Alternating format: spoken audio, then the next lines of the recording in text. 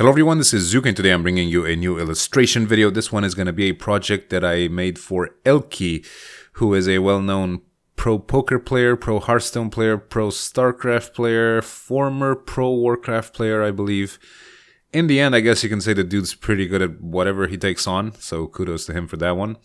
But he was in the market for a logo, really, because he doesn't have a corporate presence, I guess you would call it. So, thankfully, I was chosen for this type of work, which I like to think I'm pretty decent at. And naturally, I gravitated towards the idea of a mascot because, as I've said many times, I came to the conclusion that it's easily relatable for a lot of people, especially in the case of streamers and personalities. Their identity is, I think, counterproductive if it's a logo or something that looks too corporate. I've had many discussions with clients along the years who were streamers and personalities, and they wanted like initials or something really cold and impersonal, and it always seems to just like not fit them well, because especially if they're like comedic personalities or people that are engaging the fan base a lot, it's a small thing really. Like few people even pay attention to the logo of a personality. They just they watch their videos, they watch their streams, whatever. They mostly don't care, like day-to-day people. But there are streamers and personalities that have communities that are very vocal about everything involving them, their personality, their private life, depending on how much they choose to share, which sometimes is a little bit too much, maybe. When you let the fan base have a saying in everything you do in real life, I think it's just unhealthy. But regardless, it's their choice. It's what gives them fulfillment, so it doesn't really matter. But in the case of ElkY, I'm not familiar with what he does and how he does it, but from pictures that I've seen and been shown, he seems like a kind of an upbeat, cheerful type of guy. So of course, initially when I was doing a little bit of research into the way he looks and the way he presents himself, this struck me as the proper way to go, like a mascot that's cheerful looking and playful. It just seems to fit rather well. So after showing the client the initial mock-up, he said that he loves it and he wants this too. But at the same time, he still would like a logo that's not so personal.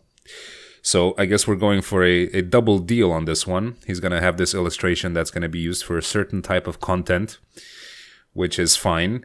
And in parallel, I'm also going to be doing a less personal logo, something that pertains to him, but is just not so, it's not his image or his likeness. But yeah, it works out, I think. The mascot thing, like I've been trying to do it as often as I can, not just because it's the only thing I'm good at, but mostly because I think as a designer, as a person who gets paid to do this job, it's my duty, I suppose, to look out for a client's best interest.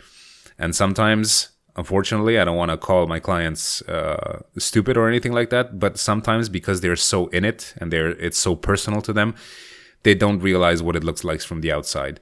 And I'm faced with this a lot, even in the work I do for TB. Like he is so involved in his work that he doesn't realize how some of the stuff that he makes me do or needs from me looks like to the outside consumer. So he basically needs me as an impartial viewer. And that's a role that I take on in a lot of design projects as well. Like I need to be the impartial person telling the client, like, look, I get that you like this particular thing, but it doesn't serve your image. Like it's not going to make people remember you or be attracted to you or admire you personally. Like some people have very strange tastes in what they like. Like they want, a fuzzy sheep with a wizard hat, and the dude is a Counter-Strike streamer or something like that. And it's just like, yeah, I get it. You like fuzzy sheep with wizard hats. That's awesome. I'll make you a poster for it, but I definitely would not recommend using it as your personal logo. Like there's a big difference between what you like and what is appealing to the majority of viewers that don't share your tastes, maybe don't have a personality that's well defined as yours, or tastes that are as well fleshed out as yours, and they're just All you need to do as a stream or as any kind of personality or entity is to make people remember you or give them something nice to look at in the end. It's eye candy, really. Like, just give them something nice to look at, and preferably something they can remember you by. So, as awesome as fuzzy sheep are, it probably doesn't pertain to what your object is and what you usually do. So anyway, this entire thing was streamed live, and it was quite a lot of fun to work on. I think I had a few issues with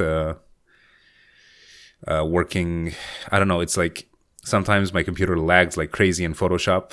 It's kind of a meme on stream already that when I start Photoshop, it's basically time to rape the RAM, because it just hogs up so much fucking RAM. It's insane.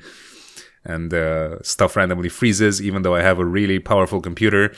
It just, yeah, there's a lot of technical difficulties in my world, and it seems to be an ongoing theme. But eventually, it turned out well, and of course, after the stream, I had to make some final adjustments to it. But it was quite an easy thing to work on, because as soon as I showed the client the pencil sketch that I had made, which was very well refined and quite proper, he was like, yeah, I love this. It's awesome. So it's very pleasant to hear that. And sometimes you don't. Most of the times I don't. Most of the times people, the things that I think fit, they're very much disagreed with. So it becomes a process of trying to convince the client. And as I said before, showing them something that maybe they don't know they like, or they surely won't like, according to my opinion.